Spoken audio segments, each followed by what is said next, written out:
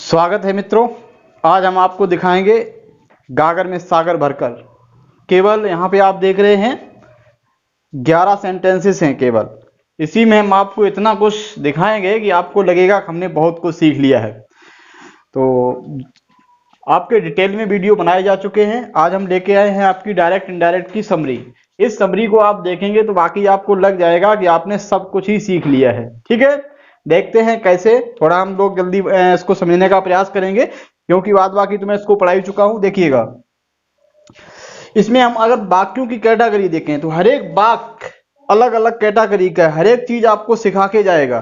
तो आप अगर इनका जो है इनकी गहराई तक जाएंगे तो आपको वाकई लगेगा कि हाँ, गुरुजी ने कितनी मेहनत की है और बाकी गागर में सागर भरा है। देखिएगा और समझने का प्रयास करिएगा। देखें, ही सेड टू मी, यहाँ पे हम लोग देख रहे हैं वाक्य हमारा असर्टिव है।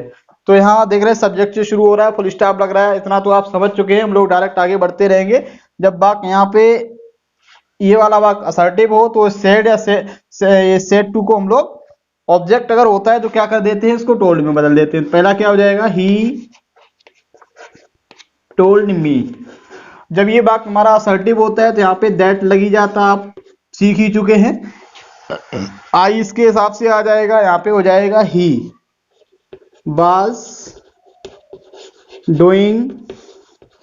अब देखो, आई था यहाँ माई था, जब ही हो गया तो यहाँ हो जाएगा हिज वर्क। आई थिंक ये आपको बहुत अच्छे से समझ में आ ही गया होगा। दूसरा वाक्य देखते हैं। पहला वाक्य हमारा क्या था, पहला वाक्य असर्टिव था तो हमने क्या किया था, दैट कंजंक्शन लगाया था। लेकिन यहाँ पे हम देख रहे हैं क्वेश्चन मार्क लगा हुआ है। इसका मतलब ये वाक्य हमारा इंटेरोगेटिव है। जब वाक्य हमारा इंटेरोगेटिव है, केवल ये आपको दिख जाए क्या, क्वेश्चन मार्क दिख जाए, समझ जाइए तो क्या करना है, इसको यहाँ पे सेड या सेड टू को आस्क्ड में बदल देंगे, क्योंकि उसका मतलब होता है पूछना। तो यहाँ हो जाएगा आई आस्क्ड, किससे पूछा मैंने, मोहन से पूछा। अब यहाँ देख रहे वाक्य हमारा जब इंटेरोगेटिव होता है और हमारी एचवी से शुरू होता है तो हम लोग इफ या वेदर कंजक्शन लगाते हैं। तो यहाँ आप इफ लगा लेंगे, इफ। अब यहाँ देखिए कैटेगरी ये करना है, ये सबसे पहले हमारी एचवी दी है, लेकिन आपको एचवी नहीं पहले लगाना है। अब इस वाक्य को क्या करना है, असर्टिव मानते हुए, असर्टिव मानते हुए आपको सब्जेक्ट पहले लाना है। तो यहाँ देख रहे हैं यू हमारा चलता है किसके हिसाब से, ऑब्जेक्ट के हिसाब से। यहाँ आई बी या उसके कोई प्रोनाउन होते तो वो इसके हिसाब से बदलता। तो यहाँ आप देख रहे हैं यू इसके हिसाब से हो जाएगा ही, ये आपका हेड हो जाएगा, हेड डन। आप देखो यू था तो योर था, ही है तो यहाँ पे हिज वर्क। ये भी आपका क्लियर हो गया, बहुत अच्छे से समझ में आ गया होगा। देखते हैं। देखिए इसमें क्या खास बात है, she said to them where are you going. यहाँ आप क्या देख रहे हैं, ये हमारा है क्वेश्चन वर्ड। इसका मतलब इसकी अलग कैटेगरी हो गई। हमारा एचवी था तो इफ लगा रहे थे, काम वही करेंगे। यहाँ पे हमारा इंटरोगेटिव है, क्वेश्चन मार्क हमको दिख रहा है तो यहाँ क्या कर देंगे, इतना तो आपको बहुत अच्छे से समझ में आ गया है। अब हम स्पीड थोड़ी बढ़ाएंगे। यहाँ क्या हो जाएगा, आस्क्ड। आई थिंक आपको कोई दिक्कत नहीं है। तो यहाँ हो जाएगा सी आस्क्ड देम। ठीक, देम के बाद इसी को आप क्या कर देंगे, कंजंक्शन बना देंगे। तो यहाँ हो जाएगा वेयर। वेयर के बाद यहाँ पे आर है, लेकिन आपको लाना है सब्जेक्ट। ये हमारा कंजंक्शन है। कंजंक्शन के बाद हमारा सेंटेंस होना चाहिए, वो भी किस कैटेगरी का होना चाहिए, असर्टिव कैटेगरी का होना चाहिए। मतलब सब्जेक्ट पहले होना चाहिए। तो यू आपका इसके हिसाब से देखते हैं, चूंकि यू हमारा क्या है, ऑब्जेक्ट है, यानी कि सेकेंड पर्सन है, वो ऑब्जेक्ट के हिसाब से बदलेगा। तो इसका हम लोग जब सब्जेक्टिव फॉर्म करेंगे तो हो जाएगा दे। इज एम आर हमारे बाद भर में चेंज हो जाते हैं। तो यहाँ हो जाएगा दे वर गोइंग टुडे का दैट डे हो ही जाता है, दैट डे। हर एक वाक्य में कुछ ना कुछ ऐसी विशेषता है कि आप इसको अगर समझने का प्रयास करेंगे तो आपका एक ही वीडियो काफी है। कोई भी एग्जाम हो, मैं बता रहा हूं, दावे के साथ कह रहा हूं, इससे आपका हटके कुछ नहीं आएगा, क्योंकि हमने एक सैंपल लिया है एक तरह का, एक वाक्य, दूसरा वाक्य, तीसरा चौथा, इस तरह से हर एक कैटेगरी इसमें अवेलेबल है। अगर आप इनको ही समझ जाते हैं तो आपका डायरेक्ट इनडायरेक्ट का जो कंसेप्ट है वो आपके ऊपर ऊपर से नहीं जाएगा, आप उसमें कुछ कर पाएंगे। ठीक है, देखते हैं अगला यहाँ पे क्या है ये। यू सेड उमा, अब तुमने किससे कहा है? उमा से। प्लीज हेल्प मी, मेरी हेल्प करो।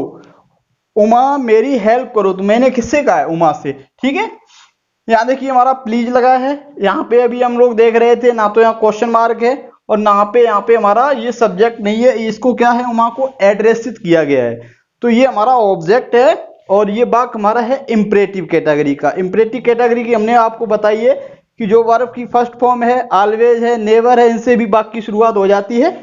तो यहाँ प्लीज हेल्प मी इंपरेटिव होने की वजह से यहाँ क्या हो जाएगा? देखो प्लीज लगा है, इसका मतलब है कि तुमने क्या किया है? उमा से रिक्वेस्ट की है, तो इसका मतलब हो जाएगा यू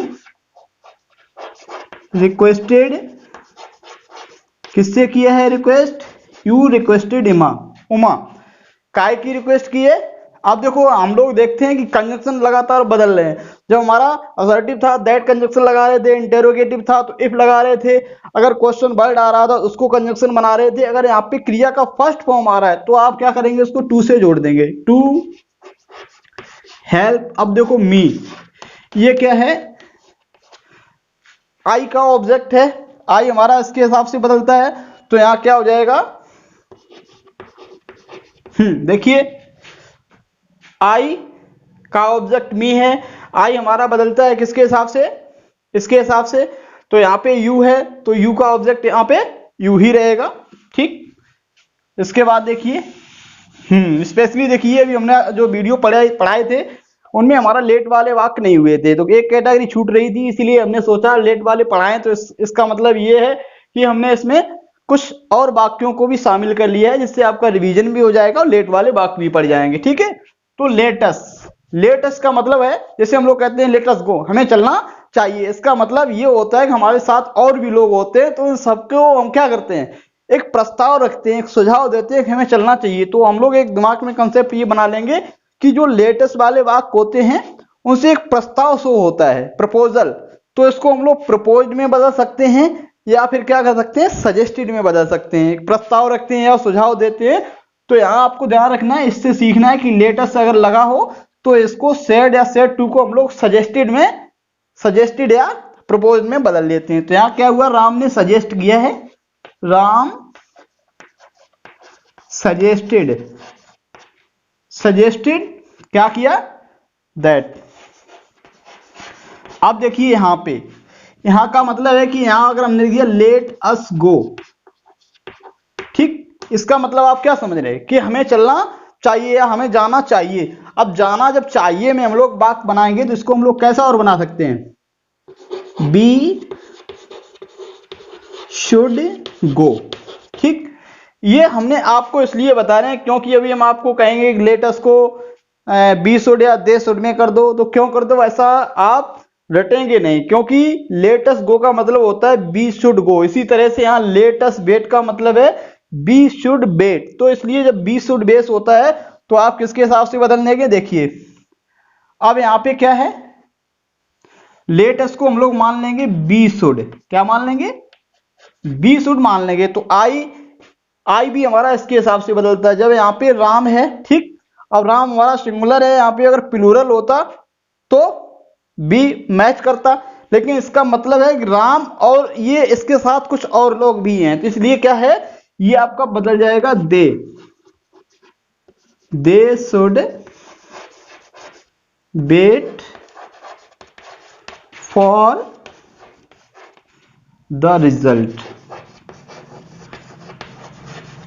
देखिए एक यहाँ ये बात और थोड़ी अच्छी है समझने वाली कि हम लोग जनरली कह देते हैं कि लेट अस को हम लोग दे शुड या बी शुड में बदल देते हैं। ऐसा नहीं है, आप कब बी शुड में बदलेंगे, कब दे शुड में बदलेंगे। यानी कि जब यहाँ पे आपका थर्ड पर्सन होगा, आई होगा तो यहाँ पे बी शुड होगा, या यहाँ पे आई, या पर अगर यहाँ भी है राम सेड टू मी, मतलब इसमें ऑब्जेक्ट में आई आ रहा है या सब्जेक्ट में आ रहा है, तो हम लोग क्या करते हैं? यहाँ पे दे शुड की जगह पे बी शुड रखते हैं, ये बात ध्यान रखना है। ठीक है, तो हमने क्या बताया? अगर यहाँ थर्ड पर्सन है तो दे शुड करते हैं, और अगर यहाँ आई है, क्योंकि जब मैं खुद शामिल हूं तो इसका मतलब है हम का मतलब यहाँ पे फिर बी शुड रहता है। ठीक है, ये बात समझ में आ गई होगी। अब देखिए, इसको भी देखिए, late me play here please, कृपया मुझे यहां खेलने दो। किसने कहा है? The girl said. अब देखो प्लीज लगा है, क्या लगा है? प्लीज का मतलब आप समझ गए, लड़की ने क्या किया है? लड़की ने रिक्वेस्ट की है। The girl said let me play here. ठीक, अब देखिए, तो यहां देखिए, द गर्ल रिक्वेस्टेड,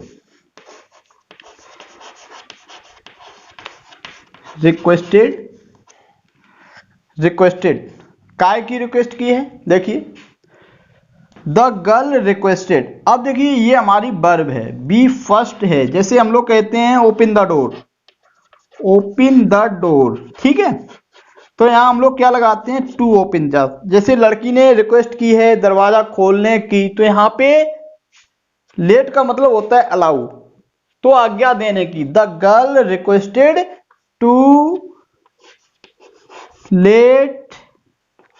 अब देखो मी इसके हिसाब से क्या हो जाएगा? हर। क्यों हर हो गया? यहां पे द गर्ल है, मी है, आई हमारा इसके हिसाब से बदलता है, तो जब इसका गर्ल है तो इसको हम लोग सी बदलेंगे, और मी यहाँ पे क्या है? ये हमारा मी हमारा ऑब्जेक्टिव केस में है, तो हम लोग सी का यहाँ पे ऑब्जेक्टिव केस हर कर देंगे। ठीक है, हर प्ले हेयर का आपका देयर कर देंगे। ठीक है, ये बात आपको समझ में आ गई होगी। अब आपको लगा है कि यहाँ पे ये लेट हटा क्यों नहीं है ना, तो यहाँ लेट हमें हटाने की कोई आवश्यकता नहीं है, क्योंकि लेट जो है हमारा वो इंपरेटिव की तरह यूज हुआ है। तो यहाँ जो है लेट जो है फर्स्ट फॉर्म में है, जैसे हम लोग टू प्ले, टू गो इस तरह से करते हैं, तो उसी तरह से यहाँ पे टू लेट हो जाएगा, यहाँ आप लेट हटाएंगे नहीं। ठीक, अब देखिए इसमें क्या है, अगला देखिए, बी ऑल आर सिनर्स।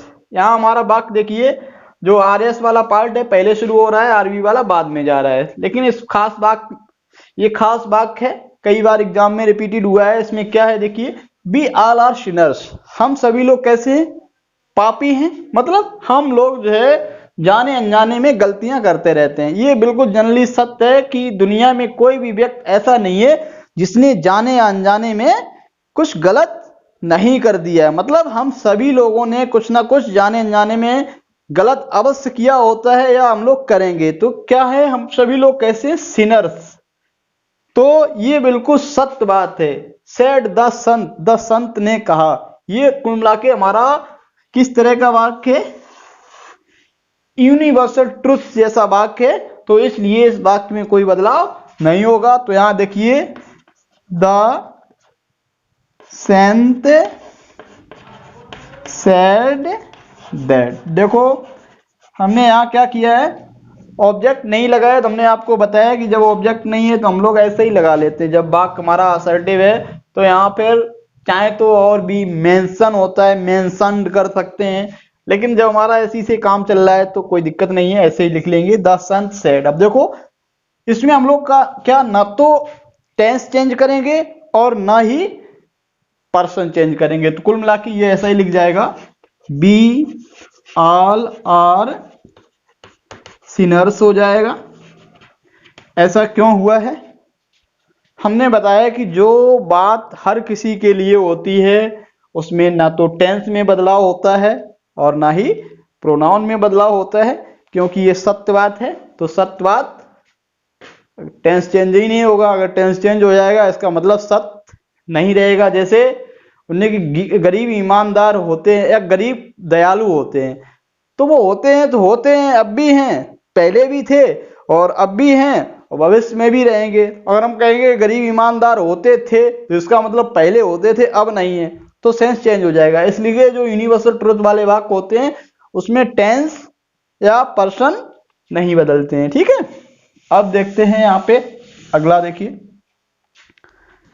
यहाँ आप देख रहे हैं किस तरह का वाक्य है, welcome how are you. Welcome यहाँ आप देख रहे हैं ये चिन्ह लगा है एक्सक्लामेशन का, इसका मतलब ये वाक्य हमारा एक्सक्लामेटरी है। दूसरा यहाँ पे देखो एक वाक्य और दिया है क्या दिया है, क्वेश्चन मार्क लगा है। इसका मतलब इसमें दो तरह के वाक्य हैं, एक तो हमारा इंटेरोगेटिव है, एक हमारा कैसा है, एक्सक्लेमेटरी है। तो देखिएगा इसमें क्या है हमारा, ही सेड टू अस, उसने मुझसे कहा स्वागत। इसका मतलब है उसने हमारा क्या किया है, स्वागत किया है। यहाँ पे अस है तो हो जाएगा ही। जब हमने बताया आपको वेलकम इधर आ जाए तो यहाँ वेलकम्ड हो जाता है, वेलकम्ड अस, ठीक। उन्होंने हमारा स्वागत किया। और क्या कहा, हाउ आर यू, आप कैसे हैं, मतलब और हाल चाल पूछे तो यहाँ आप लगा देंगे एंड, ठीक है। आस्क्ड, क्या क्या किया यहाँ पे हमने बताया, जैसे ये वाक्य हमने यहां से बना लिया है, ठीक है, वेलकम कर लिया, ये काम खत्म हो गया। अब इसका मतलब है he said to us how are you. इस वाक्य को अगर बुला दे तो ये वाक्य हमारा कैसा है, इंटेरोगेटिव है, तो यहाँ एंड आस्क्ड, ये हमारा पहले ही लग चुका है, इसको हमें रिपीट करने की बार बार आवश्यकता नहीं है। तो ही वेलकम्ड अस एंड आस्क्ड, क्या पूछा, ये देखो QW है, QW आप पहले लगा देंगे, क्वेश्चन वर्ड आ रहा है तो आप लगा देंगे हाउ, इसको कंजंक्शन बना लेंगे, हाउ यू आर। यू हमारा क्या है, यू बदलता है हमारा किसके हिसाब से, इतना आप सीख चुके हैं हमारे साथ रहते रहते, काफी समय हो गया है, इतना तो समझ गए हैं कि यू हमारा ऑब्जेक्ट के हिसाब से। तो यहाँ पे यू हमारा सब्जेक्ट है, तो यहाँ पे अस का जब हम सब्जेक्ट कर देंगे तो यहाँ हो जाएगा बी आर, बदल जाएगा बर में। तो कुल मिला के ये वाक्य हमारा इस तरह से बन गया। तो इसमें आपने सीखा, कभी कभी इस तरह के मिक्स वाक्य आ जाते हैं। देखो क्या होता है अंग्रेजी में, हकीकत है कि अगर आप अंग्रेजी की भाषा समझ गए, सेंस समझने लगे, तो अंग्रेजी आपको कभी परेशान नहीं करेगी। आप जो है बड़े से जिन वाक्यों को बहुत कठिन समझा जाता है उनको आप चुटकियों में उड़ा देंगे। अब यहाँ पे देखिए, the beggar said may God bless you, ठीक है। इसमें आप देख रहे हैं मे, आपके दिमाग में शायद ये हो सकता है अरे HV लगी है, नहीं, आपको ऐसा होना ही नहीं, रट्टू नहीं होना ना। मे गॉड ब्लेस यू, इसका हमने देखा कि भगवान आपको आशीर्वाद प्रदान करे, मतलब भगवान आपकी मदद करे, वरदान दे। तो इस तरह की ये क्या है हमारी, द बेगर सेड, भिखारी ने कहा कि भगवान आपकी मदद करे। तो इसका मतलब है भिखारी क्या कर रहा है, विश कर रहा है, या फिर यीशु से क्या कर रहा है, प्रे कर रहा है, प्रार्थना कर रहा है। क्या प्रार्थना कर रहा है कि मे गॉड ब्लेस यू, भगवान आपको आशीर्वाद प्रदान करे। तो दो सेंस निकल के आ रहे हैं, एक तो विश कर रहा है, एक प्रार्थना का भी सेंस है। तो इस वाक्य को हम लोग कैसे बना सकते हैं, देखिए, द बेगर, अब हो जाएगा विश का क्या हो जाएगा, विस्ड, द बेगर विस्ड, क्या विश करता है, विश करता है कि दैट लगा दिया, ठीक।